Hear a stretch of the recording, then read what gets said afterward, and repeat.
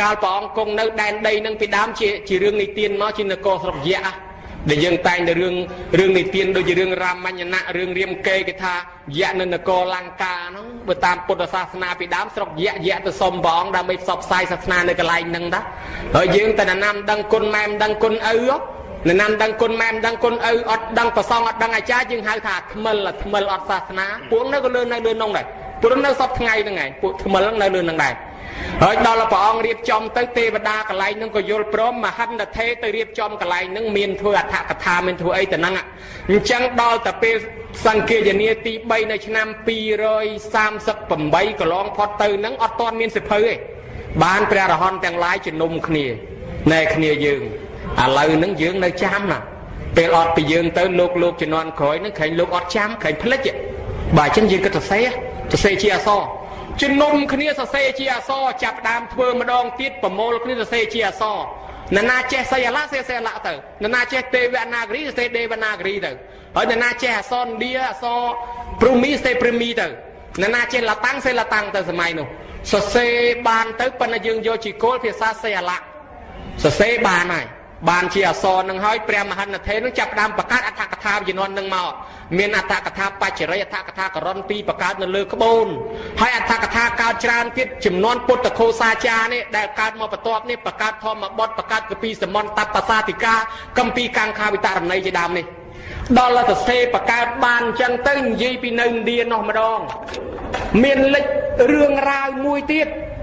ពីឈ្មោះខោសាក្នុងសាសនាកន្លងទៅបាន500ជាងហ្នឹងមានអ្នកប្រាជ្ញមួយឈ្មោះខោសា596អញ្ចឹងញោមណាជាង500ហ្នឹងខោសាកើតឡើងនៅលង្កានៅក្បែរតំបន់ពោធិគយាហ្នឹងនិយាយពីប៉កែគាត់ហ្នឹងខាងសាសនាព្រាហ្មណ៍ប៉កែអូយប៉កែដៅសួរវាតាក់ឯណាក៏ឆ្លើយមិនរួចដែរសិតតែព្រះអរហន្តក៏ដោះមិនចេញហើយជឿនការដោះចេញដែរក៏ត្រូវនិស័យគ្នានិយាយវាអត់ចូលគ្នាសួរចុះសួរឡើងសួរចុះសួរឡើងញោមញាទៅមកសួរចំព្រះរេវតៈសួរចំលោកឆ្លើយចេញទាំងអស់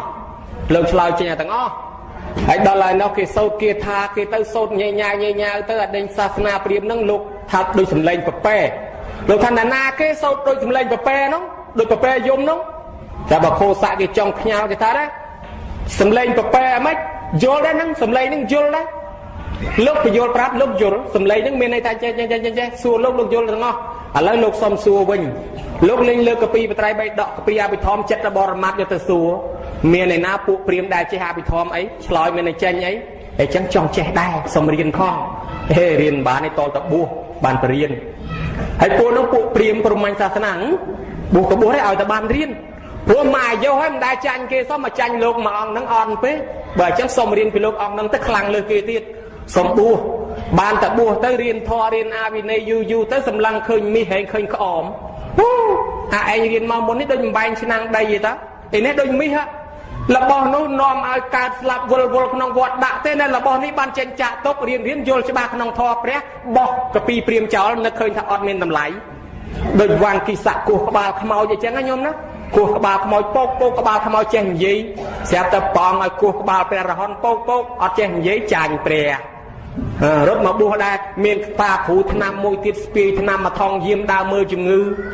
ណាឈឺពោះឆ្នាំវារើពេញថងយាមស្រែតែខ្ញុំឆ្នាំឈឺពោះខ្ញុំឆ្នាំឈឺពោះកន្លះឈឺក្បាលឆ្នាំនឹងស្រែតែខ្ញុំឆ្នាំឈឺក្បាលនេះប៉កែដល់ម្លឹងមុនអាគុំគាត់ដល់មកដល់ព្រះទូថាមើលរកអាឆ្នាំកុំឲ្យងាប់តិចមើលមកថងយាមស្ងាត់អីសូនគ្មានវិណាចិត្តស្ទើងបង្រះសោះឆ្នាំហ្នឹងដល់រកអាឆ្នាំអត់ងាប់មិនបាននឹកថាឯងគ្រូឆ្នាំក៏កិច្ចមិនផុតពីស្លាប់បើអញ្ចឹងមានតែធ្វើសេចក្តីល្អក៏វត្តអាឆ្នាំហ្នឹងចេញចូលសាសនាពុទ្ធឥឡូវខោសាហ្នឹងមកជឿសាសនាព្រះអ្នកដែលកសាងរូបព្រះមុនគេនេះយើងហៅថាស្ដេចកនិសកៈនឹងទីប្រឹក្សាស្វខោសាហ្នឹងក៏មកពីព្រហ្មញ្ញសាសនាដែរពីដើមពួកព្រាហ្មណ៍ទេប៉ុន្តែដល់គេសិក្សាកពីព្រះយើងទៅគេជ្រះថ្លាគេបែរមករកកពីព្រះលន់ប៉ុន្តែមានយើងសម័យសពថ្ងៃនេះជួនកាលស្រាប់តែបោះកពីព្រះទៅរៀនព្រាហ្មណ៍វិញអានឹងអាត្មាមិនដឹងដែរពីដើមគេបោះកពីព្រាហ្មណ៍មករៀនកពីព្រះឯងឥឡូវអ្នកខ្លះទៅរករៀនកពីព្រាហ្មណ៍វិញប៉ុន្តែដោយសារប្រទេសយើងវាជាប់ទាំងពីរហើយវប្បធម៌ណាដែលនៅថែអាសាក៏ចេះតែជាប់ចឹងទៅឥ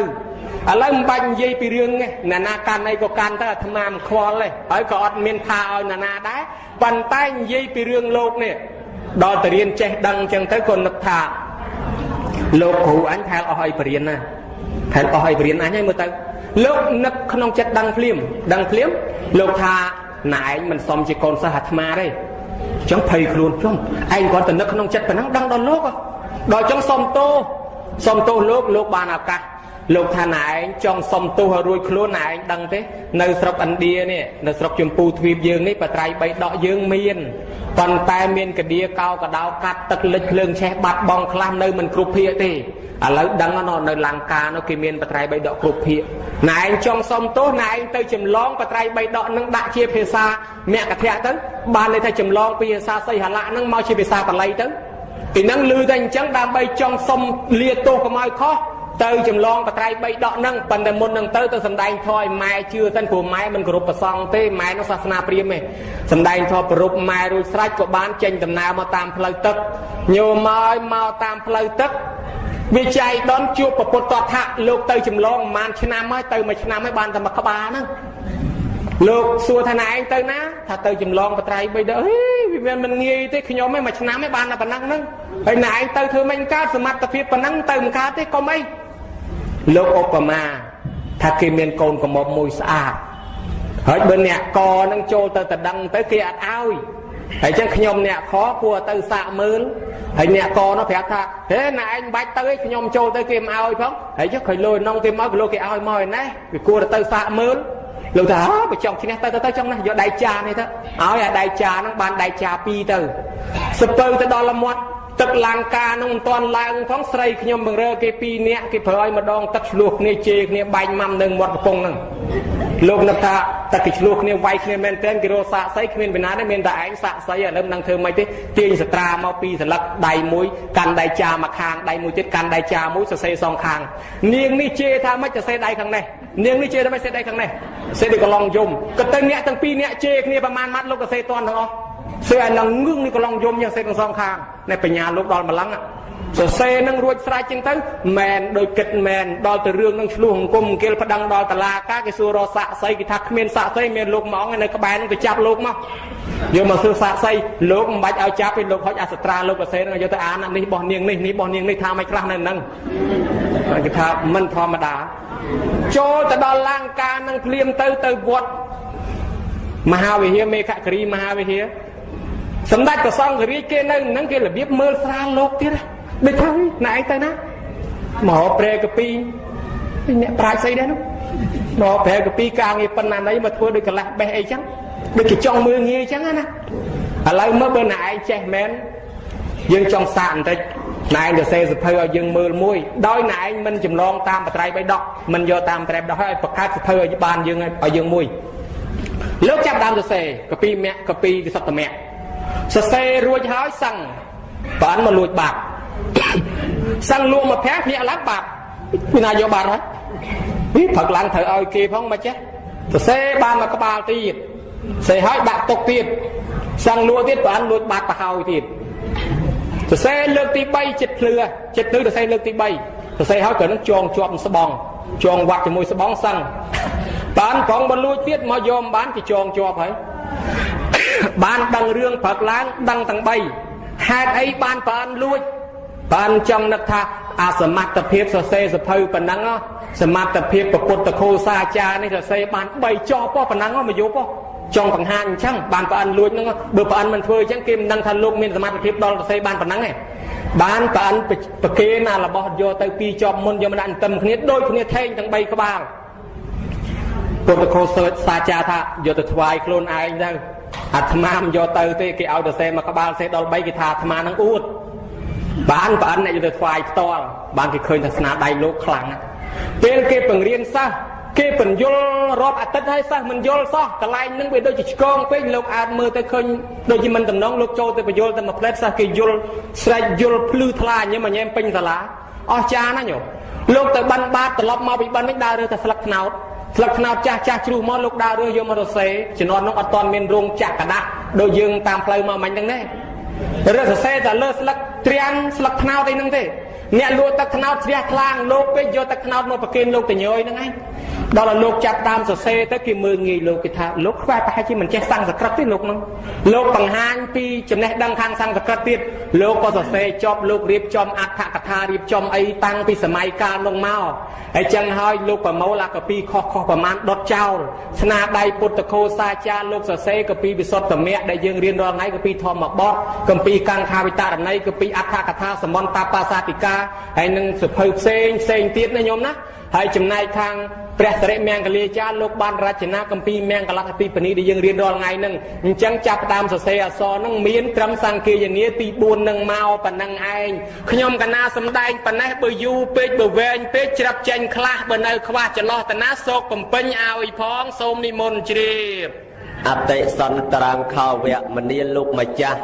ដ៏មានបញ្ញាឆ្លាតឆ្លើយមកនឹងរៀងក្បោះក្បាយហើយញោមបានដល់ក្បោះក្បាយជីទៅអាត្មាចេះរមើញាតញោមមិនងោកលិចមកទៅកើតចឹងដល់តែងោកលិចងោកកើតចឹងទៅអាត្មានឹកឃើញរឿងមួយរឿងកីឡាបដាល់ញោមបើកីឡាបដាល់វាមាន5ទឹកបានដល់ទៅពេលញាតញោមអ្នកស្ដាប់ធម៌ហ្នឹងមានប្រមាណទឹកញោម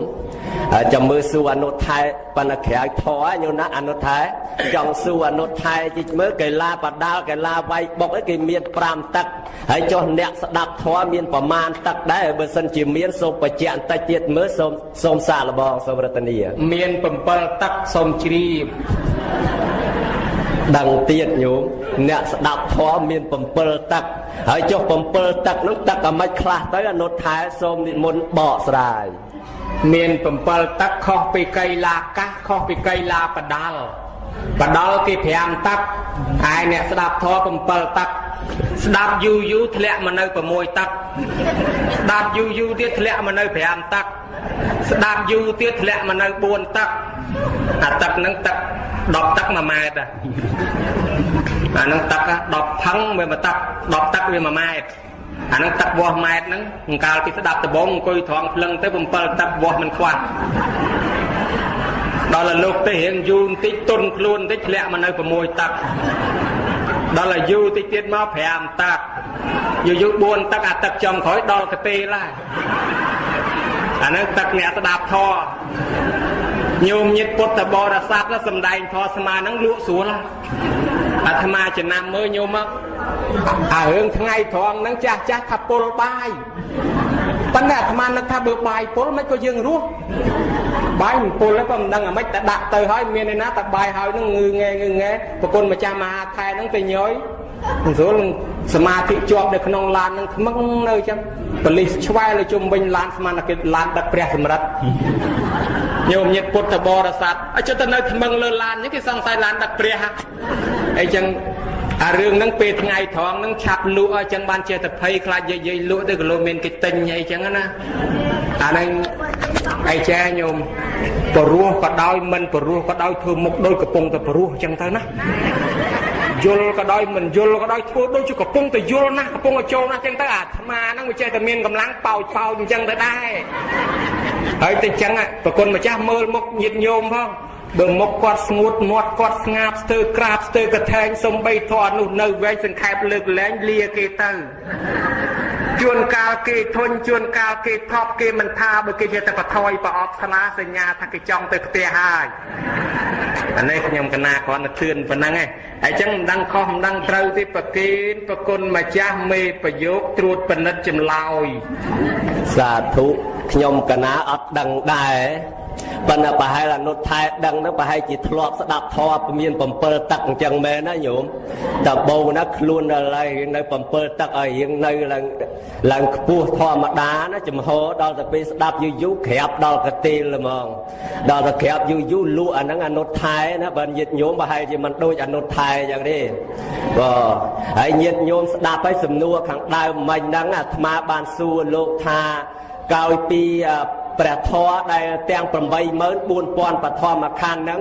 ដែលមាននៅក្នុងសភៅហ្នឹងមានតាំងពីពុទ្ធបរិនិព្វានឬក៏ក្រោយព្រះអង្គបរិនិព្វាន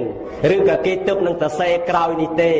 លោកឆ្លើយថាគេទើបនឹងសរសេរក្រោយនេះទេក្នុងរវាងសង្គាយនាលើកទី4ឲ្យ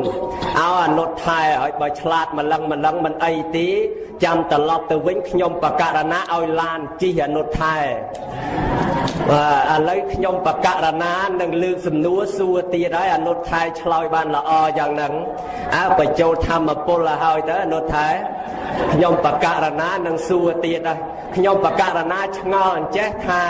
ព្រះធម៌ព្រះវិន័យដែលព្រះសម្មាសម្ពុទ្ធអ្នកប្រាជ្ញទាំងឡាយបានចងក្រងមកហ្នឹងជារៀងកពីហើយចុះអ្នកដែលចងក្រងជាគម្ពីរពុទ្ធវចនៈនៅក្នុងសភៅហ្នឹងគេចងក្រងនៅប្រទេសណាដែរទៅអនុថែសូមវិសាចនីគេឆានទឹកសោះថាគេបញ្ចូលធម្មពលអាហ្នឹងគេហៅថាទឹកបរិសុទ្ធប្រយ័ត្នទៅហៅធម្មពលអញ្ចឹងវស្រែកទឹកតាមផ្លូវសុំញាតិញោមអើយមានធម្មពលដែរអាត្មាសុំបន្តិចមកចប់ហើយតែឈប់ចំអាហាងតំណែងគេលក់ចាប់ហួយនឹងញោមអើយអាត្មាទិញធម្មពលបន្តិចមកទៅគេយកអគុយមកហើយអាហ្នឹងគេថាទឹកសុទ្ធទេតាហើយខ្ញុំបករណាមិញហ្នឹងលើប្រគុណម្ចាស់ថាបើឆ្លោយឲ្យលោកទៅវិញលោកឲ្យឡានជិះបើខ្ញុំកណាជិះឡានបានហើយបើឲ្យឡានជិះវិញវាអត់ស្រួលទេខ្ញុំកណាធានាទម្ងន់ឡានអត់បានទេមិនឲ្យឡានជិះទេសុំចិត្តជិះឡានវិញប្រគុណម្ចាស់ធ្លាប់ឲ្យឡានជិះមុនចោះអានេះមិនលេងចូលហ្មងបត្រៃ3ដកកាលពីគេធ្វើឡើងជាសិភៅដំបងគេនឹងនៅប្រទេសសេរីលង្កាដែលយើងហៅថាលង្កាទ្វីបសូមនិមន្តជ្រាបសាធុគេចងក្រងគេរៀបចំនៅប្រទេសលង្កាដែលហៅថាលង្កាទ្វីបហើយចុះនៅប្រទេសសេរីលង្កានោះចុះហេតុអ្វីបានជានៅប្រទេសខ្មែរយើងនឹងមានដែរអនុថែតើហូរចូលរបៀបណាដែរទៅនៅសូមវិសាចនីមកពីប្រទេសខ្មែរយើងក៏មានរោងពុម្ពដែរណាអង្គម្ចាស់សូមជ្រាបសាធុបណ្ដមុននឹងចេញរូងពុំចេញជាសភៅហ្នឹងអនុថែតើហូរចូលមកប្រទេសកម្ពុជាហ្នឹងបធរហ្នឹងណាហូរចូលមកប្រទេសខ្មែរមុននឹងចូលដល់រូងពុំហ្នឹងតើមានរឿងរ៉ាវយ៉ាងណាដែរសូមវិសាចនីបធរសិតទៅហូរចូលមើលទឹកបធមចេះហូរចូលទេបើហូរថ្ងៃហ្នឹងញាតិញោមហូរពីពេញមកហើយក៏គេដឹកមកទេមិនមែនចេះតែហូរទេពុទ្ធសាសនាចូលក្នុងប្រទេសកម្ពុជាតាំងពី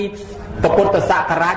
309ឆ្នាំម្លេះតាមសាលាចរិតនៅវោកាញ់តាមផោះតាងដែលមានតាមកំពង់តាមបលឹងកំពង់ផែអូកែវជ្រួយម៉ាឡាយូជាដើមមកជាពិសេសនៅយាត្រាងខាងព្រះតាពាំងខាងកម្ពុជាក្រោមអីណាញោមណានឹងតាំងពីពុទ្ធសករាជបរិនិព្វានទៅ309ឆ្នាំមានសាសនាចូលមកក្នុងស្រុកខ្មែរប៉ុន្តែមិនទាន់មានបត្រៃ3ដកទេឯបត្រៃ3ដកនេះសាសនាកន្លងទៅ1000ជាងហើយបានមានសូមបញ្ជាក់ឯកសារជូនបន្តិចមានឆ្នាំរៀបរាប់ខុសគ្នានឹងភាគច្រើនសិភៅឯកសារខ្លះថាពុទ្ធសករាជកន្លងទៅកំឡុងប្រហែលជា1200ឯកសារខ្លះថា1560ឯកសារនឹងសម្ដែងជូនញោមញាតិពុទ្ធបរិស័ទទាំងឡាយនឹងរឿងរ៉ាវអញ្ចេះមាននៅក្នុងឯកសារពងសាវតាវត្តទឹកវិលពងសាវតាវត្តកោកាពងសាវតាវត្តកំពង់តឡាចក្រោមឯកសារពវាំងជួនឯកសារលោកគ្រូសុងស៊ីវឯកសារព្រះធម្មលិខិតលាស់ឡាយឯកសារលោកបណ្ឌិតរស់ចន្ទ្របុត្រឯកសាររបស់លោកលវីហ្វីណូឯកសារពុទ្ធសាសនបណ្ឌិតនិងឯកសាររបស់លោកមកភឿនជាដើមច្រើនញោមច្រើនឯកសារនឹងពងសាវតាខ្មែររបស់លោកធូសុតខឯកសារទាំងនោះអាត្មាសូមលើកជាគោលមកថាក្នុងកាលសម័យពុទ្ធសាសនាកន្លងទៅបាន1560ប៉ុន្តែខ្លះថា1200ទេញោមណាជំនាន់ហ្នឹងស្ដេចខ្មែរយើងមានឈ្មោះថាបតុមសូរវង្សហ្នឹងគឺជាកូនរបស់ស្រីសឈរស្រីសឈរហ្នឹងគឺជាស្រីអមនុស្សប្រភេទនាគ ប្រភេទនេះកោវានីគីវាជាអមនុស្ស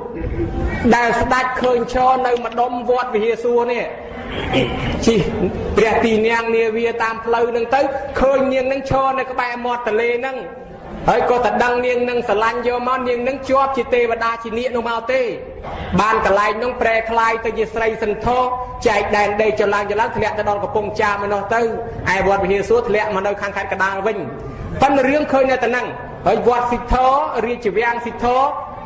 រាជធានីទួលបាសានចំវត្តសិទ្ធរសប្តាហ៍ថ្ងៃនេះកន្លែងស្ដេចកនកន្លែងអីហ្នឹងគឺនៅវត្តព្រៃបាំងវត្តម៉ែបាននេះដល់អញ្ចឹងញោមញាតិជំនាន់បទុមសូរវង្សហ្នឹងឯកសារខ្លះថាគឺស្ដេចសូរិយាវរ្ម័នទី2រាប់ពីបថោងនាងនាគមកជាបឋមក្សត្រគឺស្ដេចជំនាន់ទី11ជំនាន់នឹងឯងព្រះរាជធានីយើងនៅអង្គរដែនដីយើងទំងើបពីសមុទ្រថ្មីខេត្តស្រុកអង្គរបូរីខេត្តតាកែវកើតមុនគេដេញទៅខាងបាភ្នំទៅខាងកម្ពុជាក្រមហើយភ្នំកលែនភ្នំបយ៉ងកោដែលដោះឡើងមុនគេបានខាងកំពង់ស្ពឺឲ្យយើងហ្នឹងដល់អញ្ចឹងទៅក៏វាស្រាប់តែភូមិភាគខាងត្បូងនៃដែនដីមហានគរហ្នឹងមានខេត្តមួយឈ្មោះខេត្តបទាយមាសមានស្ដេចត្រាញ់មួយគ្រប់គ្រងឈ្មោះពញាមេត្រីនៅក្នុងរាជកាលប្របាទបទុមសូរវង្សដែលមានប្អូនមួយឈ្មោះពញារងរត់ទៅនៅស្រុកគេនោះដែលចូលដាំដិនជាអ្នកស្រុកសំរោងតងយើងហ្នឹងឯងដែលចូលដាំដិនហ្នឹងគឺអ្នកស្រុកសំរោងតងហ្នឹងហើយបានទៅតស៊ូយកនាងហ្នឹងមុជក្នុងដីទៅជាប់ដីនៅស្រុកគេហ្នឹងណាហើយអ្នកស្រុកសំរោងតងហ្នឹងមួយទៀតជាវីរៈជនស្នេហាជាតិមួយទៀតគឺដេជោមាសយើងហៅដេជោមាសឬក៏ហៅដេជោក្រហមកឬហៅថាអ្នកតាក្រហមកហ្នឹងគឺអ្នកស្រុកសំរោងតងហើយដែលហៅថាដេជោក្រហមកហ្នឹងមកពីដេកនៅក្នុងពហិវត្តសំរោងតងហ្នឹងអាពោះអង្កាច់មាសហ្នឹងវារុំកដល់រុំកទៅបានជាប់អាកកហ្នឹងស្នាមក្រហមហ្នឹងណោះលោកតាសក្រាចវត្តហ្នឹងយកទឹកមកអលាស់ទៅបានពោះហ្នឹងវាលាចេញវិញហើយបានដេកនៅពហិហ្នឹងទៅគេបញ្យល់សពប្រាប់ឲ្យទៅកាយកំណប់នៅជ្រុងចេះគាត់បានឡើងទៅគេដាក់សញ្ញាឲ្យគាត់ជីកទៅបានឃើញហឹបមួយក្នុងហឹបហ្នឹងសិតតមុនអាគុំអូមអាមគាត់រៀនចេះគាត់នឹងកាលពីបួសនេនទៅរៀននៅវត្តព្រាលខេត្តកំពង់ធំជាមួយនឹងនេនលៃហ្នឹងទៅរៀននឹងដែរមកវិញតាំងខ្លួនធ្វើជាបល័យកងចាក់វាយទៅដើមឃោសនាគេពីកាចេះស្ទឹងត្រែងមកដល់ជ្រោយយង្វាវាយទៅដើមរាជធានីភ្នំពេញដែរប៉ុន្តែវាយយកបានដេជោមាសនឹងទប់ដេជោមាសនឹងរៀនចេញមកពីវត្តព្រាលហ្នឹងមកទីបំផុតខ្លាយជាដេជោសង្គ្រាមដេជោបរោរាជក្នុងកាលដែលយើងកើតព្រាមបទីព្រាមត្រាំងកាលរឿងរ៉ាវសង្គ្រាមខ្មែរយើងមុនហ្នឹងបានដេជោមាសនឹងមកជួយហើយដេជោមាសនឹងទៀតណាញោមណាដេជោមាសនឹងទៀតក៏បានរំលោះយកដេជោយ៉តមួយទៀតនោះដែលជាកូនរបស់ជនជាតិសម្រែយកមកធ្វើជាកូនសិស្សចំណិតហើយដល់អត់ពីដេជោមាសនឹងទៅបានដេជោយ៉តនឹងគ្រប់គ្រងនៅខាងកំពង់ស្វាយកំពង់ធំការពារប្រទេសជាតិហ្នឹងអញ្ចឹងអ្នកស្រុកសំរោងតងយើងនេះជាអតីតរបស់អ្នកតស៊ូជំនាន់ដើមតាំងពីដេជោដាំដិនតាំងពីដេជោមាសហើយជំនាន់ដេជោដាំដិនជំនាន់ពញារងហ្នឹងជំនាន់ហ្នឹងគឺបទុមសូរវង្សហ្នឹងស្រាប់តែឮតំណែងថាសាសនាគេនៅប្រទេសស្រីលង្កានោះមានបត្រៃបៃដកដល់អញ្ចឹងនៅប្រទេសខ្លះថាប្រទេសលាវខ្លះថាប្រទេសភូមាមានស្ដេចមួយឈ្មោះធម្មមានរុទ្ធបណ្ណាឯកសារខ្លះថាប្រទេសមេឡានគឺប្រទេសលាវធម្មមានរុទ្ធនឹងចាត់ចែងអ្នកប្រាជ្ញឲ្យទៅចម្លងយកបត្រៃបៃដកពីគេមកអានឹងចាត់ទៅដាក់អ្នកប្រាជ្ញ20អង្គទៅចម្លងនៅឯឥណ្ឌានោះវត្តមានមិលិននិងនាគកសែនកើតឡើងដេញដោលគ្នាចាក់វាទះដឹងច្បាស់ជ្រះថ្លាជាមួយគ្នាកសាងរូបកែវមរកតមួយសង្គ្រាមរត់ចុះរត់ឡើងយកមកដាក់នៅលង្កានឹងទុកនៅនឹងដែរស្រាប់តែពួកអ្នកប្រាជ្ញខាងលាវខាងភូមិមាននឹងគេទៅច្រឡងកពីទៅច្រឡងចប់ទៅញោមស្រាប់តែឃើញណែបកែវមរកតនឹងក៏សុំគេហើយក៏លើកកពីនឹងដាក់សំពៅបើកចេញមកដល់កដាលផ្លូវញោមខ្យល់ព្យុះក្បត់ត្បូងបក់ប៉ើងធ្លាក់មកទើនៅខេត្តបទាយមាសរបស់ស្រុកខ្មែរយើងស្រាប់តែប្រជាជនគេឃើញយីសពៅមកពីណាធំឯមកទើហ្នឹងគេចោះទៅមើលឃើញបត្រៃ3ដកសរសេរដោយស្លឹកត្រាំងស្លឹករឹតយើងហៅស្លឹករឹតធ្វើពីស្លឹកត្រាំងស្លឹកត្នោតហើយនឹងក្រាំងមាសក្រាំងប្រាក់និងស្បែកសត្វព្រមទាំងឃើញអ្នកប្រាជ្ញជាប្រសង់ហ្នឹងនឹងពុទ្ធរូបធ្វើពីព្រះកែវមរកតដល់តែឃើញអញ្ចឹងហើយក៏បាននាំគ្នាទាំងហែឡើងគោកឲ្យនិមន្តប្រសង់ឡើងញោមណាដល់តែលោកឡើងមកលើគោកទៅហៅ អ្នកស្រុកមើលទៅគេជ្រះថ្លាស្ដេចពញាមេត្រីឲ្យតំណែងទៅបតុមសូរវង្សនៅអង្គរនោះស្ដេចនឹងក៏ជ្រះថ្លាពេកនាំគ្នាកសាងវត្តជំនាន់នឹង5វត្តអីខ្លះ5ជំនាន់នោះវត្តលង្កាសម្រាប់ដាក់កពីបត្រៃ3ដកវត្តអណាឡោមសម្រាប់ដាក់រោមប្រជុំចាមពាក្យចាមរាមមកថារោមប្រជុំចាមរបស់ព្រះអសជិដែលជាតួបញ្ញវគិនោះវត្តកែវប្រភ្លើងសម្រាប់តម្កល់កែវប្រភ្លើងវត្តពុទ្ធខោសាចារតម្កល់អ្នកប្រាជ្ញដែលប៉ើងតាមសពៅនឹងមកហ្នឹងឯកសារនិទានខ្លះទៀតថាពុទ្ធខោសាចារលោកមកផ្ទាល់វត្តពុទ្ធមានបុណ្យតម្កល់ព្រះអង្គប្រកែវមរកតដល់អញ្ចឹងពីជំនាន់ហ្នឹងគេកសាងវត្ត5ធ្វើបុណ្យអញ្ចឹងបានជារាជធានីដែលស្ដេចពញាយ៉ាតយករាជធានីមកតាំងនៅចតុមុខហ្នឹងកសាងវត្ត5តាមលំនាំរឿងហ្នឹងដែរហ្នឹងប្រហែលជាគេធ្វើតាមរឿងហ្នឹងបានវត្តនៅភ្នំពេញដាក់ឈ្មោះដូចរឿងហ្នឹងដែរញោមមកដឹងតំណែងទៅដល់ស្ដេចស្រុកគេនោះគេដើររកកពីគេប៉ើងសពៅទៅឯណារដឹងថាមកនៅស្រុកខ្មែរគេមកសុំទៅវិញស្ដេចខ្មែរយើងឆ្លាតថាព្រះអង្គឲ្យទៅវិញទៅចាំទូលបង្គំហែមកថ្វាយឲ្យសុំនឹងបកតនាម7ថ្ងៃទៀតទេមកហើយត្រឡប់មកវិញប្រាប់អ្នកប្រាជ្ញខ្មែរយើងប្រមូលឲ្យអស់គ្នាមកច្រឡងកពីច្រឡងដាក់ក្រាំងមាសខ្លះក្រាំងប្រាក់ខ្លះស្លឹកថ្នោតខ្លះស្លឹករឹតខ្លះរួចទៅចែកឲ្យគ្រប់វត្តពេញមកស្រុកខ្មែរនឹងចែកគ្រប់កន្លែងហើយអាច្បាប់ដើមទៅឲ្យគេអាច្បាប់ច្បាប់ចម្លងយើងមានពេញប្រទេសរៀបហើយទៅអុជធូបសុំព្រះអង្គឲ្យព្រះអង្គប្រកែវមរកតព្រះអង្គគង់នៅស្រុកខ្មែរនឹងហើយព្រះអង្គគង់នៅនឹងហើយស្រាប់តែប្រកែវមរកតចេញចូលពណ៌រាំងសីព្រិចសំដែងរិទ្ធបរិហាបើអញ្ចឹងមិនបាច់ហែទៅទេហែទៅកពីទៅដល់ប្រទេសភូមានឹងទៅស្ដេចគេមកទទួលគេសួរថៃណាព្រះកែវមិនក៏មិនឃើញព្រះអង្គបានបត្រៃ3ដកទៅហើយទុកប្រកែវមកអង្គនៅស្រុកខ្មែរទៅទុកបានប្រកែវមរកតនឹងនៅជាប់ក្នុងបរមរាជវាំងយើងទល់សពថ្ងៃនឹងទៅកែវមរកតយើងហៅភាប្រកែវមរកតហ្នឹងគឺនៅទល់សពថ្ងៃហ្នឹងទៅរួចបត្រៃ3ដកយើងនឹងចាប់ផ្ដើមមានក្នុងស្រុកខ្មែរហើយប៉ុន្តែសិតតែភាសាបល័យទេសិតតែបល័យសតអត់មានចេះអញ្ចឹងពីជំនាន់ដើមហ្នឹងតាចេញទៅរៀនទៅបួសរៀននៅមោពុទ្ធាយោសិទ្ធុំហ្នឹងចេះតែរៀនណាវត្តនេះចេះបន្តិចទៅវត្តនោះចេះបន្តិចវត្តនោះចេះបន្តិចមិនដូចគ្នាដល់មករជ្ជកាលជំនាន់ក្រោយនេះខ្មែរយើងបានទទួលឥទ្ធិពលហ្នឹងមកធ្វើការបកប្រែក្នុងឆ្នាំចំនួន3រជ្ជកាលគឺប្របាទនរោត្តមស៊ីសវ័តប្របាទនរោត្តមនិងប្រស័យអនុ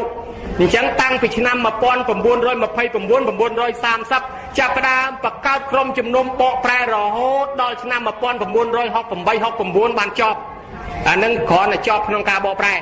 ឡូវហ្នឹងរឿងបត្រៃ3ដកហ្នឹងចូលមកស្រុកខ្មែរហូរមកតាមរយៈចៃដន្យអញ្ចឹងទេប្រគុណម្ចាស់ឆ្លើយបានប៉ុណ្ណេះនៅខ្វះនៅកលាស់តាណារឿងរ៉ាវនេះវែងឆ្ងាយណាស់ប៉ុន្តែសំដែងវែងទៅក្រែងលោយាយតាហ្នឹងទៅផ្ទះអត់អ្នកយ៉ាងកាញ់អីហ៎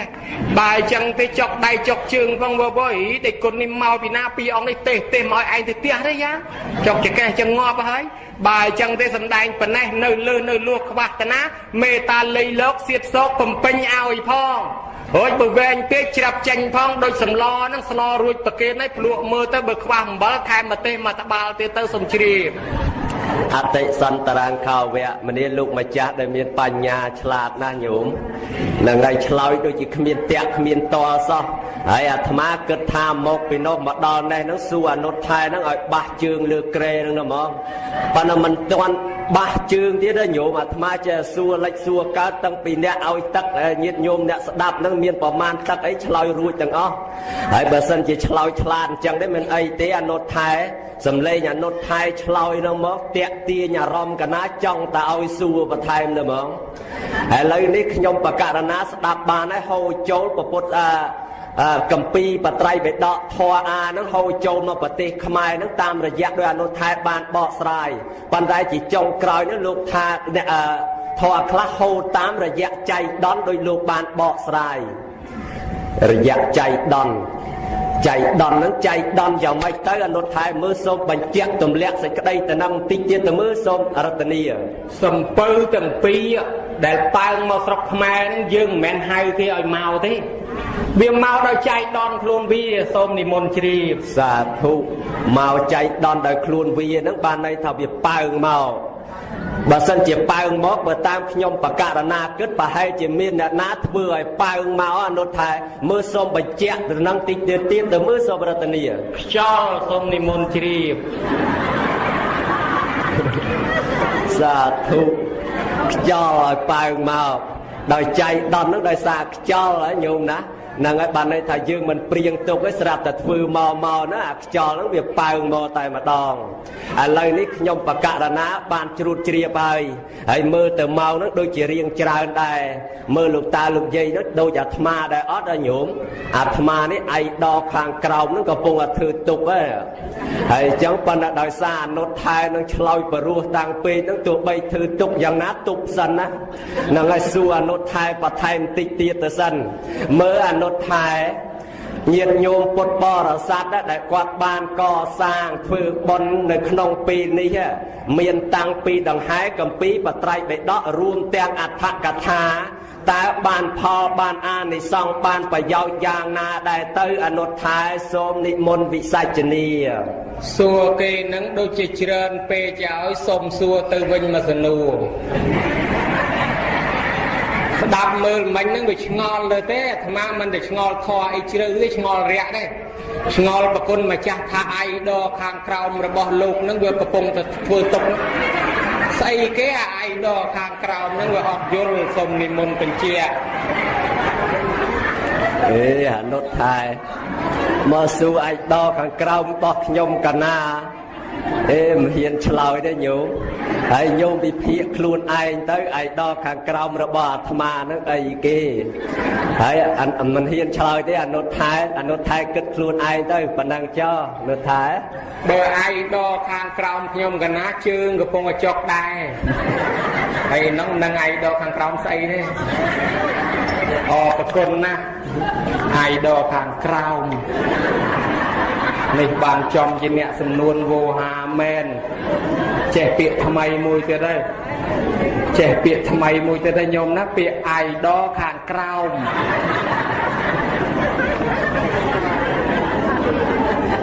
ញោមញាតិពុទ្ធបរិស័ទការបកប្រែបត្រៃបៃដកខ្មែរអីគិតថាអាចញាតិញោមអាចស្ដាប់តទៅទៀតបានអត់ញោម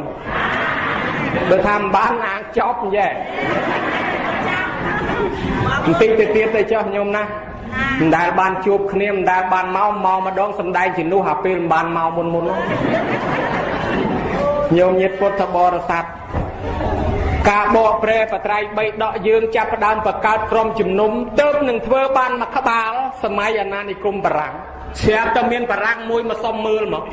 សុំមើលឃើញយីអស់ចាម្ល៉េះខ្មែរយើងបើគិតមើលទៅល្បីជាងគេពេញពិភពលោកមកពិភពលោកទាំងអស់គ្មានប្រទេសណាហ៊ានប្រែបត្រៃបីដកមុនគេទេមានតែខ្មែរយើងទេពីសម័យស្ដេចរុទ្រវរ្ម័នមាននិយាយថាខ្មែរយើងប្រែបត្រៃបីដកឲ្យចិនទៀតផងណោះច្រឡងជាអក្សរចិនឲ្យទៀតប៉ុន្តែសម័យនេះមានឮតំណែងថាប្រែបត្រៃបីដកនឹងច្បាស់លាស់មុនគេល្បីណាស់ញោមណាប្រទេសណាក៏រៀនធ្វើដែរប្រទេសខ្មែរយើងធ្វើប្រាសាទអង្គរអត់មានទៅចម្លងពីណាមកទេអញ្ចឹងខ្មែរយើងបង្កើតរបស់ខ្លួនយើងរកឃើញឡើងគៀបលើដើមត្នោតបានទឹកយកមកធ្វើស្ករទៀតមិនដឹងជាពិសោធន៍តែម៉េចបើមួយនៅដីមួយនៅលើចុងឈើអញ្ចឹងខ្មែរយើងមិនធម្មតា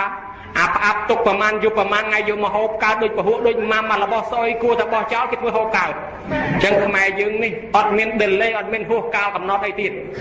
ណាហើយអញ្ចឹងខ្មែរយើងបរិបូរដោយអ្នកប្រាជ្ញណាស់ពីដើមប៉ុន្តែអកុសលដោយសារសង្គ្រាមច្រើនពេកទៅបានយើងបាត់បង់ឥឡូវញោមញាតដាក់សិភៅធម៌ហ្នឹងគឺដើម្បីពង្រឹងពូជអ្នកប្រាជ្ញឡើងវិញព្រោះអ្នកប្រាជ្ញមិនដែលកើតមកប្រាជ្ញឯងទេតតែរៀនសិនហើយរៀនពីណារៀនពីសិភៅចំណេះវិជ្ជានៅក្នុងសិភៅអ្នកប្រាជ្ញចេញពីកាពីចេញពីសិភៅហ្នឹងឯង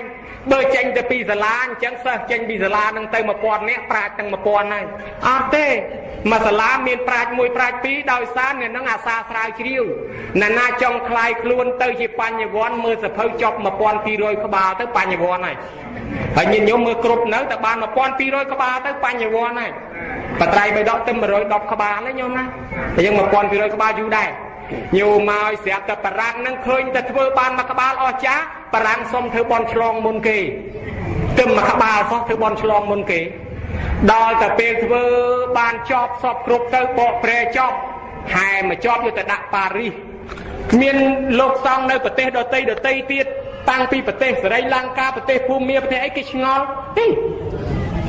chứ bờ tây Campuchia nó nơi nó mưa cái nông thành tì họ mình đừng khơi có hiên prai bờ tây bay đọ đã chia phía xa luôn anh phong còn lấy phong cái cô khlang mà lấy này cái chong đằng chăng lâu đó là bị phục lô kỳ rô khơi bờ tây không ai những cái chùm lon bờ tây bay đọ không ai những đã nơi panalai cướp bờ tây thằng ngọ nhôm nát ở dương cái phong ở pre sập bay đi hơi vừa tha to tiết vì sạp tay sừng cream tu bị năm chất sập đo chất sập pram mà tây vang vì đã xong ông banh clown đã máu dương đang có việc bạt bay kia slap ai khai khla sẽ ta bị chất sập pram đo chất sập buôn cùng kia tiết bật trai bay đó cái đốt trào trong tịch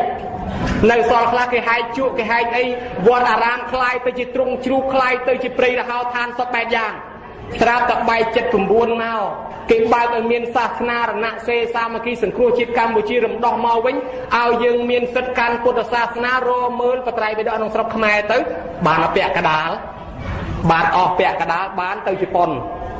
nọ này tới Japan cái miền group bán bỏ pum từ Japan mà vĩnh ông ca chìm nuôi Japan chìm mua tô ông ca sô tô su nâng ông ca đi sô cô xây cây chui bỏ pum sọp sai chay pin sọp khmer nâng tiết nơi từ vì mình group nơi từ vì mình con nơi miền vọt và khá đôi vọt nâng khoa khăn chứ ban nhôm mà chặt bồn nâng cần lấy rồi mưa cái lạnh qua cho lo khơi con nòm kia thưa đạn nơi cái lạnh vọt nâng chẳng tư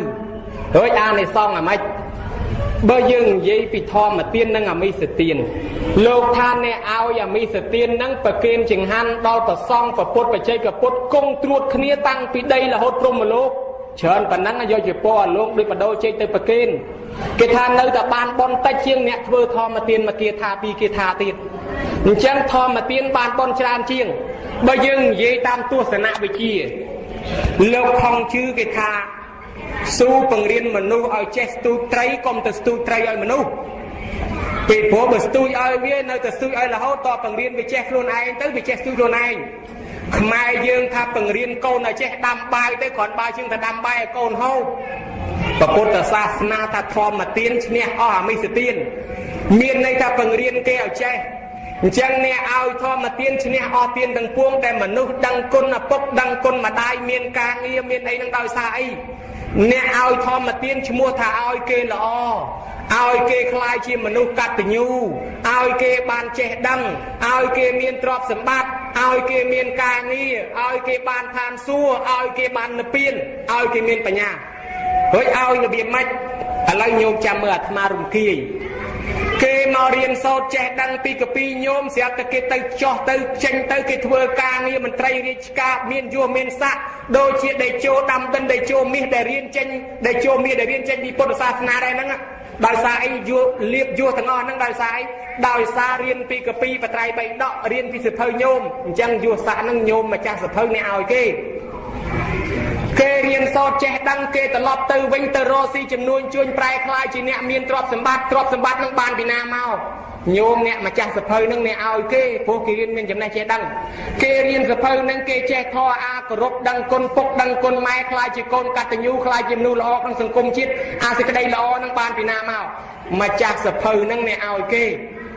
kê không đăng côn mai đăng côn ơi cái thưa bon chun mai ơi cái non kia từ than xua tầng vông nâng từ than xua nâng đòi xa nà mà chàng sập hơi nè ơi cái từ than xua hơi kê không đạp thò riêng thò bắt phải bắt rót luôn trên bị tốc ban từ tiền nợ tiền nâng đòi xa nà mà chàng sập hơi nè ơi cái từ nợ tiền nâng ai nè ơi tiền bát trai bay đọ chẳng ban khôn cầm pi khla lục pol tha nè ao tiên bát trai bay đọ nâng dừng cất tháp Phật thờ bồ chia mà hà đề chô theo mà bồ chia mà hà pan nháo sang thờ bồ chia mà hà thôn năng bồ chia bồ Phật miền đề chia tràn nát bàn cao chia chữ vai sọc chữ vai khum chữ vai khát mình trai rót mình trai chia sát bồ chia bồ thọ miền pan nhá bồ chia bồ song miền trọp thôn toàn tái cái tha co sang bồ Phật bàn an được song giang nâng bực thiệp bát trai bay đọ à so mà tua smile bồ Phật mà ông à so mà tua smile bồ Phật mà ông à so mà tua smile bồ Phật mà ông rồi mà tu nâng soประมาณตัวเต้าประปุตมันดังประมาณองเท่นายโยมนะคลาคาก่อสร้างไปเฮียเป็นใบเมินบุญป้อนไปเนาะในแต่มันสมาในงานในซองทอมาตีนทองจังทอมาตีนในทั่วเก็บลือสว่าง ធម្មទានធ្វើឲ្យពិភពលោកបានសុខសន្តិភាពធម្មទានធ្វើឲ្យមនុស្សយើងចប់សង្គ្រាមធម្មទានធ្វើឲ្យយើងបានឋានសួគ៌ធម្មទានធ្វើឲ្យយើងចេះស្រឡាញ់គ្នាធ្វើឲ្យយើងលែងខ្វាក់លែងខ្វាន់លែងខ្វងលែងទៅនរកខែដោយសារពន្លឺពុទ្ធសាសនាគឺផ្សាយចេញពីធម្មទានតាមរយៈបត្រៃ3ដកហ្នឹងអញ្ចឹងអានិសង្ឃអ្នកឲ្យគេបានសុខចម្រើនហ្នឹងអានិសង្ឃហ្នឹងត្រឡប់មកបានខ្លួនយើងហ្នឹងវាសបោមានបញ្ញាយើងដាំពូជបញ្ញាសបោចំណេះឲ្យដល់អ្នកដទៃឲ្យគេបានសុខយើងសបោសេចក្តីសុខឲ្យគេបានទ្រព្យយើងសបោទ្រព្យបានមកខ្លួនយើងនឹងឯងពពោធិសត្វនៃយើងជាតិមួយឈ្មោះសទ្ធោតនៈឈ្មោះសទ្ធត្ថអញ្ចឹងដែរញោមពពោធិសត្វនៃយើងបានជាវកពីបត្រៃ3ដកហែដាក់វត្តដទៃកាលពីប្រពុតពីបុរាណបានព្រះអង្គកើតឡើងមានបញ្ញាភ្លឺថ្លារស់ជាតិរហូតបានត្រាស់ជាប្រពុតហ្នឹងក៏អានិសង្ឃធម្មទានដែរព្រះសរិបុត្រដែលប្រកែកចាំណាស់ហ្នឹងក៏អានិសង្ឃធម្មទានដែរសត្វតអ្នកធ្លាប់ជួយជាសត្រាជួយជាប្រដាប់ការពារសត្រាប្រដាប់ចាសត្រាមានរឿងរ៉ាវច្រើនណាស់ប៉ុន្តែសំដែងមិនអស់ទេហើយបើចង់បានដឹងសេចក្តីនឹងឲ្យច្បាស់មានតែផ្លូវមួយយ៉ាងទេគឺអរតនីប្រគុណម្ចាស់មហាថែនឹងឲ្យសំដែងសូមនិមន្តជ្រាបសាធុជ្រាបហើយអនុថែបានបកស្រាយមកលំងស្ដាប់បានហើយអំពីបញ្ហាអានិសង្ឃឥឡូវនេះដើម្បីបន្ធូរបន្ថយការហត់នឿយរបស់អនុថែខ្ញុំបកករណានឹងជួយចូលរួមបន្តិចប៉ុន្តែសង្ឃឹមថាអនុថែបន្ទាប់ពីសម្រាប់ទៅមើលกระดาษនេះអនុថែរង្វាន់លោកតាអាចារ្យហ្នឹងគាត់ទៅសេមកហើយខ្ញុំបកករណាជួយរំលែកសេចក្តីទុកអនុថែហើយហុចกระดาษនឹងមកឲ្យកណាវិញចាំកណាសួរញាតិញោមរឿងអានិសង្ឃរបស់អ្នកដែលកសាងអដ្ឋកថាក្តីប្រត្រៃបិដកក្តីនេះនៅក្នុងគម្ពីរពុទ្ធសាសនាលោកសម្ដែងថាបានអានិសង្ឃនោះច្រើនមិនអាចនឹងគណនាបានទេនឹងច្រើននោះមហាច្រើនណាស់ដោយសារអីដោយសារតែថាព្រះធម៌ក្តីព្រះវិន័យដែលព្រះពុទ្ធទ្រង់ត្រាស់ប្រកាសសម្ដែងមកនេះមានតម្លៃកាត់ថ្លៃមិនបានទេដែលព្រះអង្គទ្រង់បានកសាងរហូតទៅដល់អស់84000អសង្ខ័យកម្រៃ100,000កាប់តម្រាំនឹងបានត្រាស់ជាព្រះសម្មាសម្ពុទ្ធអញ្ចឹងហើយបានជាពុទ្ធវចនៈទាំងអស់នេះមុននឹងព្រះអង្គបរិនិព្វានបានផ្ដាំនឹងអនន្តណាហន្តទានិភិកវេអាមន្តយាមិវោភិកវេខយវយធម្មាសង្ខារាអបមាទេនសម្បាទេថៈបានន័យថាមនាលភិក្ខុទាំងឡាយណាហើយឥឡូវនេះតថាគតដាស់តឿនអ្នកទាំងឡាយឲ្យបានដឹងសង្ខារធម៌ទាំងឡាយកើតឡើងហើយនឹងវិនិច្ឆ័យទៅវិញជាធម្មតាអ្នកទាំងឡាយចូលញ៉ាំប្រយោជន៍ទាំងពួងឲ្យសម្រេចដោយសេចក្តីមិនប្រមាទបានន័យថាធម៌ដែលព្រះអង្គទ្រង់ត្រាស់ប្រកាសសម្ដែងមកហើយឲ្យយើងទាំងអស់គ្នានឹងឯងគោរពប្រតិបត្តិសិក្សាតាមនឹងឯងយកឧបនិស្ស័យទៅរៀងខ្លួននឹងទៅដូចជាមកកន្លែងទៀតព្រះអង្គទ្រង់សម្ដែងថាព្រះអង្គទ្រង់សម្ដែងថាព្រះធម៌ឯណាដែលតថាគតសម្ដែងហើយវិន័យឯណាដែលព្រះអង្គទ្រង់បញ្ញត្តិហើយព្រះធម៌និងព្រះវិន័យនោះជាសាស្តារបស់យើងហើយបានព្រះអង្គទ្រង់សម្ដែងអំពីអានិសង្ឃដែលនៅក្នុងការនោះព្រះសរិបុត្រដែលញាតិញោមល្បីថាជាអ្នកមានបញ្ញាឆ្លៀសវៃសរិបុត្រមានបញ្ញាណាស់ប៉ុន្តែលោកនៅតែមានការងឿងឆ្ងល់អំពីអ្នកធ្វើនៅធម្មទានអំពីអ្នកធ្វើធម៌ឬក៏ធ្វើទានអ្វីដែលបានអានិសង្ឃច្រើនទៅទូលសួរព្រះអង្គថាបបិទ្ធព្រះអង្គដ៏ចម្រើនតើបុគ្គលកសាងនៅពុទ្ធវចនៈមានគម្ពីរធម៌អាដែលព្រះអង្គទ្រង់ត្រាស់ប្រកាសសម្ដែងមានបត្រៃបិដកអីហ្នឹងជាដើមតើបុគ្គលនោះបានអានិសង្ឃបានបុណ្យកុសលយ៉ាងណាដែរបានប៉ុន្មានដែរបានព្រះសម្មាសម្ពុទ្ធព្រះអង្គទ្រង់ត្រាស់ប្រកាសសម្ដែងថាមនាលសរិបុត្ររឿងបុគ្គលអ្នកកសាងបត្រៃបិដកធម៌អាសខាវិន័យដែលព្រះពុទ្ធពីបុរាណបានសម្ដែងមកនេះបានអានិសង្ឃមិនអាចនឹងគណនាបាននោះទេបធម៌ដែលតថាគតសម្ដែង84000បឋមខណ្ឌនេះកុំថាឡើយទាំង84000បឋមខណ្ឌសូម្បីតែមួយតួអក្ខរៈក៏បុណ្យកុសលនឹងរាប់មិនបានប្រមាណមិនត្រូវពីព្រោះថាក្នុងកាលនោះកាលតថាគតកើតជាតកូលកើតជាតកូលអាមាត្យនោះកើតជាអាមាត្យនឹងបានកសាងទិញនៅសៀវភៅមួយក្បាលប្រគិនព្រះសម្មាសម្ពុទ្ធចំនួនមុនដល់ទៅប្រគិននៅសៀវភៅនឹងទៅបានប្រពុតនឹងព្យាករ ជាកឲ្យអាមាត្យហ្នឹងណាញោមថាអនាគតជាតិទៅអាមាត្យហ្នឹងនឹងបានត្រាស់ជាព្រះសម្មាសម្ពុទ្ធមួយអង្គទ្រង់ព្រះនាមថាសមណគោតមណែអាស្រ័យដោយសារឧបនិស្ស័យកសាងនៅកម្ពីពុទ្ធវចនៈនឹងឯងអញ្ចឹងបានន័យថាយើងកសាងបន្តិចបន្តួចបានអានិសង្សច្រើនឥឡូវនេះលោកអ្នកម្ចាស់ផ្ដើមបុណ្យថែមទាំងបត្រៃបិដក110ក្បាលហើយរួមទាំងអត្ថកថាបន្ថែមទៀតញោមអញ្ចឹងបានបុណ្យបានកុសលច្រើនណាស់ហើយនៅក្នុងនោះលោកបានបញ្ជាក់ថាបុគ្គលដែលធ្វើនឹងអនាគតជាតិទៅរមែងកើតនៅក្នុងនឹងស្លាយទៅជាស្ដេចចក្រពត្តិត្រាធិរាជអស់840កាប់840កាប់ហ្នឹងនៅក្នុងហ្នឹងបញ្ជាក់អញ្ចឹងហើយលោកថាមួយក្នុងមួយកាប់ហ្នឹងมันអាចនឹងរាប់បានទេមួយកាប់ហ្នឹងគេប្រើគេហៅថាប្រៀបធៀបណាញោមมันរាប់បានទេមួយកាប់ហ្នឹងបើអ្នកកន្លែងខ្លះគេថាឲ្យយកគ្រាប់ស្ពៃហ្នឹងមករាយនៅផ្ទៃផែនដីមកយោជ4ជ្រុងយកគ្រាប់ស្ពៃហ្នឹងឯងមករយមកក្រក់មកយោជ4ជ្រុងទៅហើយក្នុង100ឆ្នាំឲ្យទេវតាចុះមករើសមកគ្រាប់យកទៅ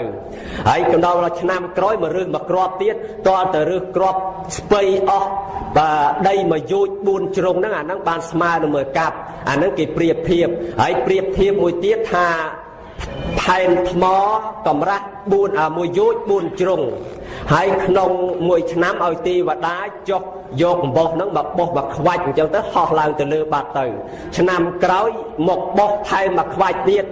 បោះតលតែសឹកថ្មហ្នឹងឲ្យរិចឲ្យអស់បានស្មើនឹង1កាប់ហើយដល់ទៅពេលឥឡូវនេះដល់ទៅពេលអានិសង្សហ្នឹងបាន8400កាប់ហ្នឹងអាហ្នឹងច្រើនប៉ុណ្ណាទៅញោមបើសិនជាមួយកាប់ហ្នឹងវាប្រហែលហ្នឹងទៅហើយអញ្ចឹងច្រើនណាស់ហើយដល់ទៅពេលអញ្ចឹងស្ដេចចក្រពត្តិហ្នឹងវាអស្ចារ្យដែរញោមហើយមួយទៀតអានិសង្សមួយទៀតនឹងคล้ายទៅជាស្ដេចទេវរាជគេហៅថាទេសរាជប៉ុន្តែជាស្ដេចនឹងយ៉ាងម៉េចទេញោមនៅក្នុងកាពីនោះអាត្មាវាមិនបានសិក្សាច្បាស់លាស់ដែរណាហ្នឹងគេដាក់ថាទី1ហ្នឹងស្ដេចចក្រពត្តិត្រាធិរាជទី2ស្ដេចទេសរាជ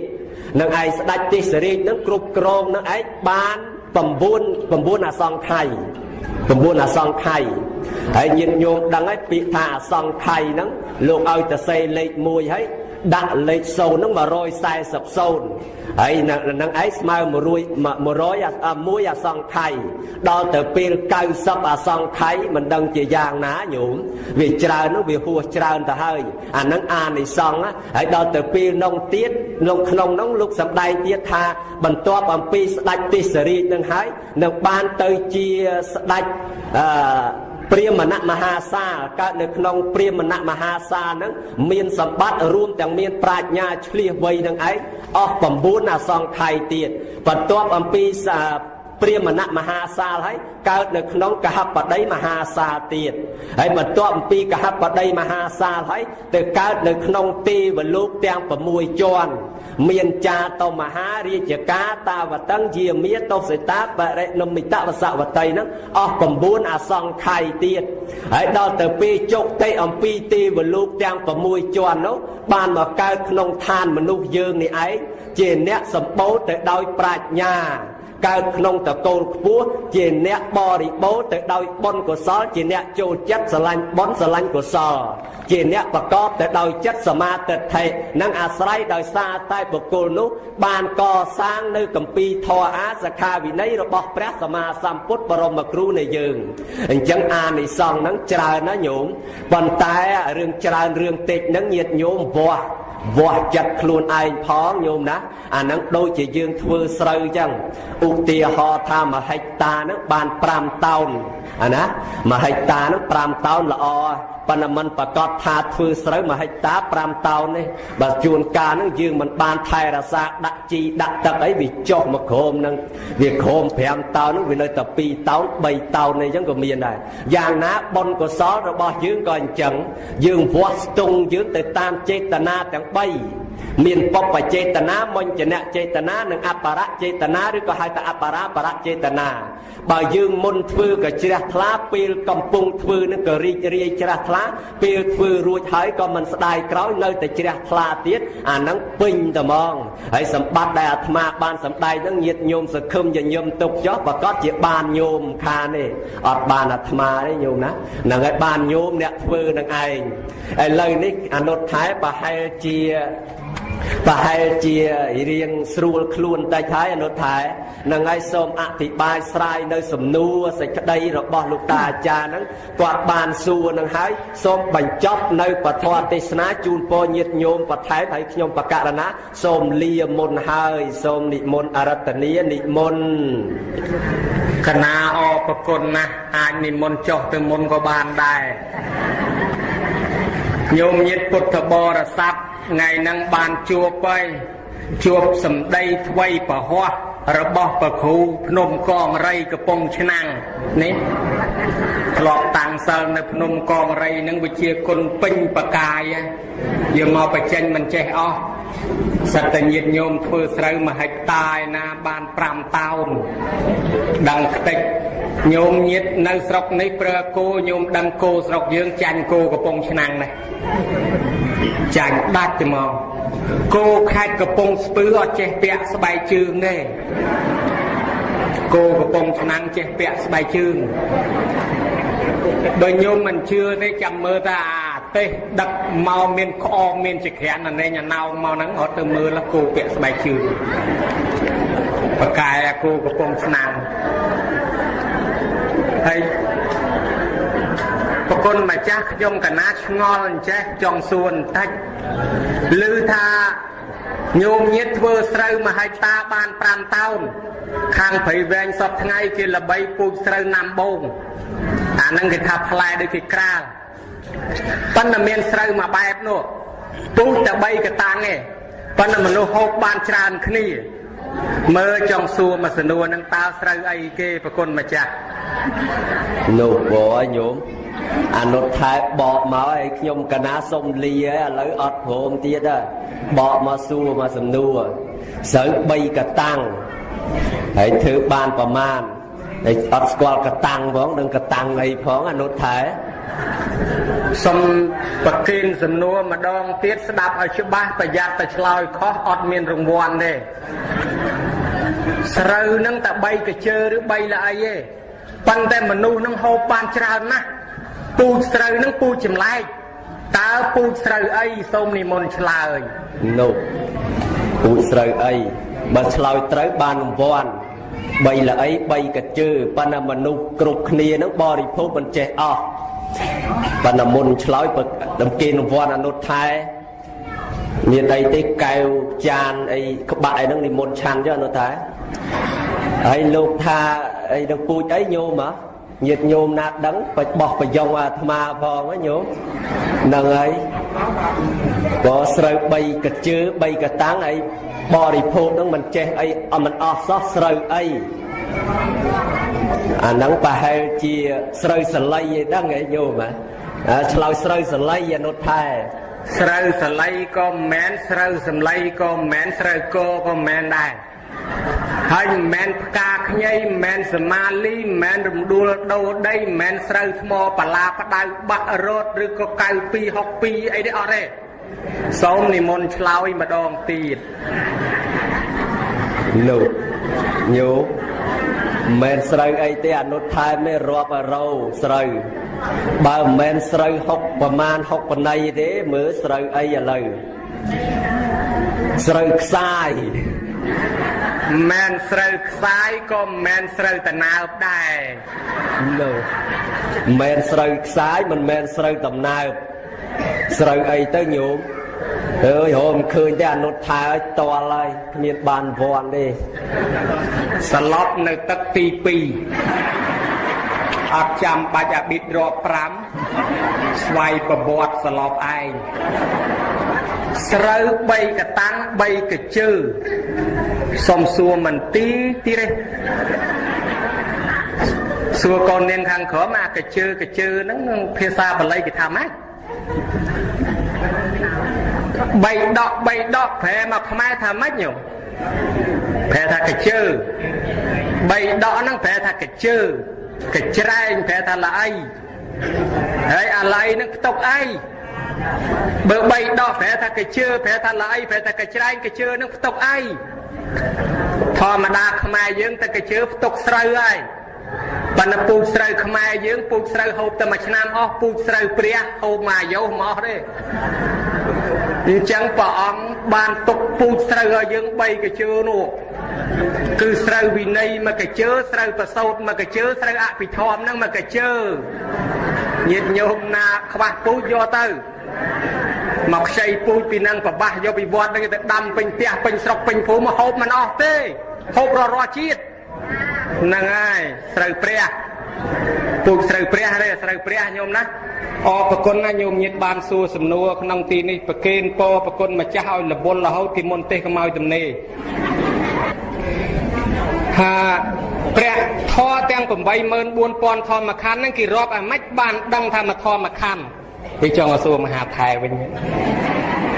ឆ្លើយប្រាឥឡូវហ្នឹងញោមមកពាក្យធម្មខណ្ឌនិងកថាខណ្ឌដូចគ្នាពាក្យធម្មខណ្ឌនិងកថាខណ្ឌបើញោមមិនស្ដាប់តន់ស្ដាប់អត់យល់ទេអញ្ចឹងញោមចាំមើលអាត្មាឧទាហរណ៍កថាខណ្ឌមុនយើងនិយាយពីដើមត្នោតមានកម្ពស់អញ្ចេះស្លឹកអញ្ចេះផ្លែវាមកអញ្ចេះគេយកមកធ្វើអីចេះចប់ដើមត្នោតខណ្ឌមួយចុះបន្ទាត់និយាយពីដើមកម្ដងអញ្ចឹងអាដើមត្នោតមិញហ្នឹង10 20បន្ទាត់មិនសំខាន់ទេសំខាន់ចប់ពីដើមត្នោតមកចូលដើមកអញ្ចឹងដើមត្នោតសុទ្ធហ្នឹងគេហៅមកកថាខណ្ឌដល់មកចូលដើមកនិយាយពីដើមកនឹងជាដើមណាពីតូចសនុកដាំចេះមកផ្លែវាគេយកធ្វើខ្នើយធ្វើអីចឹងមកហើយចុះបន្ទាត់មកប្រជាជនចូលចិត្តដាំដើមកដើម្បីឲ្យខណ្ឌទៅចប់ពីរឿងដើមកហ្នឹងគេនិយាយពីស្រូវម្ដងអញ្ចឹងអាប្រយោគមួយនិយាយពីដើមកប្រយោគមួយនិយាយពីស្រូវអត់តាក់ទងគ្នាទេអាហ្នឹងកថាខណ្ឌដោយខ្លួនដើមកមកកថាខណ្ឌដើមត្នោតមកកថាខណ្ឌស្រូវមកកថាខណ្ឌក្នុងកថាខណ្ឌនិងធម្មខណ្ឌហ្នឹងមានឃ្លាធំហ្នឹង3ប្រយោគធំទី1គឺប្រយោគមេហ្នឹងគឺប្រយោគក្តោបរួមណាញោមឧបមាថាដើមត្នោតជារុក្ខជាតិដោះនៅស្រុកខ្មែរអាហ្នឹងប្រយោគមេដើមត្នោតជារុក្ខជាតិដោះនៅលើដីខ្មែរហើយប្រយោគលំអិតប្រយោគទី2ប្រយោគលំអិតដើមត្នោតជាដើមមានរាងមូលមានពណ៌អញ្ចេះស្លឹកអញ្ចេះអាហ្នឹងលំអិតពីរឿងដើមត្នោតនឹងប្រយោគលំអិតប្រយោគមួយទៀតគឺប្រយោគគាំទ្រប្រជាជនខ្មែរចូលចិត្តទឹកបានផលប្រយោជន៍ពីដើមត្នោតគេស្រឡាញ់ចូលចិត្តដាំដើមត្នោតអាហ្នឹងគេគាំទ្រដើមត្នោតអញ្ចឹងក្នុងកថាខណ្ឌឬធម្មខណ្ឌមួយមានប្រយោគ3គឺប្រយោគមេប្រយោគលំអិតនិងប្រយោគគាំទ្រអញ្ចឹងក្នុងពេលណាយើងនិយាយពីស្អីមួយចប់នឹងហៅមកកថាខណ្ឌហើយឥឡូវយើងនិយាយពីសាលាចប់បានយើងលែងនិយាយពីសាលាយើងនិយាយពីពហិម្ដងអាហ្នឹងចប់មកកថាខណ្ឌធម្មខណ្ឌដូចគ្នាចឹងដែរយើងនិយាយពីសិលនឹងមានសិល10មានសិល5មានសិល8ណាអ្នកធ្វើសិលទៅនរកអ្នកទៅឋានសួគ៌អ្នកដាច់សិលទៅនរកទៅអីឲ្យអស់មួយសិលនឹងចប់ទៅមកប្រយោគទី1ទី2អីហ្នឹងជាប្រយោគមេជាប្រយោគគាំទ្រប្រយោគលំអិតរឿងសិលហ្នឹងអាហ្នឹងនៅតែក្នុងកថាខណ្ឌមួយឯដែរទេនៅក្នុងធម្មខណ្ឌដែរទេដល់តែចប់ពីសិលលែងនិយាយឲ្យចូលទៀនម្ដងហ្នឹងគេហៅមួយធម្មខណ្ឌនិយាយពីសិលដល់តែនិយាយពីទៀននិយាយពីក្នុងទៀនហ្នឹងលំអិតពីទៀនហ្នឹងទៀតហើយគាំទ្រពីទៀនហ្នឹងទៀតរហូតដល់អស់ពីទៀនហ្នឹងលែងនិយាយពីទៀននិយាយពីរឿងអីណាអានិសង្ឃស្ដាប់ធម៌ម្ដងឬក៏ឈប់ពីទៀនហ្នឹងទៅនិយាយពីណែវិញ្ញាបច្ចៈឬសមាធិម្ដងអញ្ចឹងចុះអញ្ចឹងអាទៀននេះគេហៅមកកថាខណ្ឌវានិយាយពីទៀនមកកថាខណ្ឌនិយាយពីរឿងសមាធិនិយាយពីបុណ្យហ្នឹងប្រយោគមេគេថាបុណ្យហ្នឹងគឺជាអំពើកុសលប្រយោគលំអិតបុណ្យហ្នឹងមានប្រមាណយ៉ាងប្រយោគគាំទ្រអ្នកធ្វើបុណ្យទៅកើតឯណាអីចឹងមកគេស្រឡាញ់បុណ្យកន្លែងអីចឹងទៅអាហ្នឹងមានប្រយោគធំ3ហ្នឹងគាំទ្រគ្នាចឹងទៅដល់តែពេលចប់ពីរឿងបុណ្យហ្នឹងខណ្ឌចប់ចុះបន្ទាត់និយាយពីរឿងបាបម្ដងអាបុណ្យហ្នឹងមកកថាខណ្ឌមកធម្មខណ្ឌបាបមកធម្មខណ្ឌហ្នឹងធម្មខណ្ឌគេរាប់អញ្ចឹងញោមអត់មានវាស់ឃ្លាវាស់ប្រយោគដូចអក្ខរៈដូចបាបដូចគាថាទេញោមណាធម្មខណ្ឌហ្នឹងកថាខណ្ឌដូចគ្នាហើយលោកតាលោកយាយសមាទានសិល8ហើយសមាទានសិល5ទៀតបានឬទេអាហ្នឹងមានគ្រប់ខេត្តគ្រប់ស្រុកគេសួរអញ្ចឹងគ្រប់កន្លែងនិយាយតាមមកពីផ្ទះមកហ្នឹងគេឲ្យលុយ800មកដល់វត្តគេឲ្យ500ទៀតតើលុយហ្នឹងវាចុះទៅវិញឬក៏វាកាន់តែកើនឡើងញោម នៅផ្ទះនោះកូនចៅជូនឲ្យបាន800មកទៅហើយមកដល់វត្តនេះគេឲ្យបាន500ទៀតទទួលយកអា5ទៅលុយនឹងវាធ្លាក់មក5ឬក៏វារត់តកើនសិលហ្នឹងវាអញ្ចឹងដែរសិល5គេឲ្យឈ្មោះថានិច្ចសិលសិលជានិច្ចថ្ងៃណាក៏យើងកាន់ដែរសិល5ហ្នឹងនោះដល់តែថ្ងៃ8មានសិល2សិល5ផងសិល8ផងយើងកាន់ទាំងពីរតើញោមយើងធ្វើការពីក្រសួងដែរហ្នឹងនោះពេលព្រឹកយើងកាន់ក្រសួងនេះពេលថ្ងៃក្រសួងនោះបានលុយទាំងពីរបានអានិសង្ឃទាំងពីរហ្នឹងឯងបើដាច់សិល5សិល8ក៏ដាច់ដែរពីព្រោះវាខ្វះ5មិនគ្រប់8បន្តតែមាន5ដែរអញ្ចឹងញោមឯងបើញោមកាន់សិល8ហើយមកសមាទានសិល5អាសិក្ខាបទ3ខាងចុងក៏មកតែដាច់វានៅទាំង5នៅទាំង8ហ្នឹងវាមិនដាច់ទេញោមអត់ដាច់ទេពីព្រោះសិលញាតិញោមនៅលើចេតនាទេអញ្ចឹងបើចេតនាយើងតាំងជាតួសិលហើយសមាទានមួយថ្ងៃ10 20ដងក៏អត់អីដែរដាច់ភ្លាមសមាទានភ្លាមវិញក៏បានទេផងនោះប៉ុន្តែមិនមែនធ្លាក់សិលទេញោមណាអត់មានប្រពុតសំដែងថាកាន់សិល8ហើយមកកាន់សិល5វាធ្លាក់មក8ធ្លាក់មក5តាមអត់មានទេអា5ហ្នឹងក៏សមាទានជានិច្ចព្រោះនិច្ចសិលហ្នឹងក្នុងថ្ងៃសិលក៏មានដែរពូពាក្យថានិច្ចនិច្ចាំងហ្នឹងជាយាវជីវាំងអាហ្នឹងគេដាក់ពាក្យហ្នឹងក៏មកយើងច្រឡំហើយគេលែងថាបញ្ញសិលគេហៅនិច្ចសិលហើយនៅតែច្រឡំទៀតនិច្ចសិលថ្ងៃណាក៏មានដែររាប់ទាំងថ្ងៃ8ថ្ងៃឧបោសថហ្នឹងផងដែរអញ្ចឹងអត់អីទេញោមជួយសមាទានគេក៏បានដែរដោយតែយើងហូបបាយអញ្ចឹងហូបបាយពីផ្ទះមកអស់8ចានហើយមកដល់វត្តបាន5ចានថែមទៀតហើយមានធ្លាក់អីណាវាមានតែកាន់តែកើនឡើងទេប៉ុណ្ណោះញោមញាតិជ្រាបប៉ុណ្ណឹងចុះហើយចឹងល្មមចប់ប៉ុណ្ណេះហើយញោមណាបុណ្យកុសលដែលកើតឡើងទាំងអបាលមានសូមប្រគេនដល់បករណាប្រគុណម្ចាស់គ្រប់ព្រះអង្គដែលគង់ក្នុងទីនេះក៏ទិសកុសលផលបុណ្យដល់បករណាប្រគុណម្ចាស់គ្រប់ព្រះអង្គដែលបានបូជាតស៊ូពលីជីវិតដើម្បីបបហេតុជាតិបបហេតុសាសនាវរៈជនវរៈនារីស្នេហាជាតិសត្វយានីសត្រាដែលបានតស៊ូបូជាពលិតបូជាពលីជីវិតដើម្បីការពារជាតិសាសនាហើយបានអនិច្ចធម៌ទៅនោះសូមទទួលអត្ថមនោញ្ញផលក្នុងទីនេះ